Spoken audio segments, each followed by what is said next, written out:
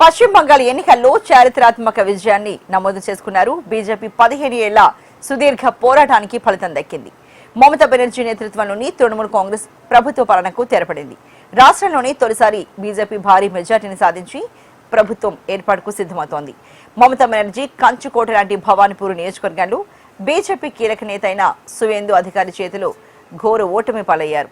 15,000 ఓట్ల తేడాతో సువేందు జైకేతరాన్ని ఎగురవేశారు. 2021 ఎన్నికల్లోనూ సువేందు అధికార పార్టీకి చెందిన మమతను ఓడించారు. అయితే అప్పుడు నందిగ్రామ్ నుంచి మమత పోటీ చేయగా 1900 ఓట్లతో సువేందు విజయాన్ని సాధించారు. ఈసారి 15,000 మెజార్టీతో ఓడించారు. ఇలా వరుస 2 ఎన్నికల్లో అత్యంత సమీప బంధువు చేతిలోనే మమత ఓటమిని చవిచూశారు.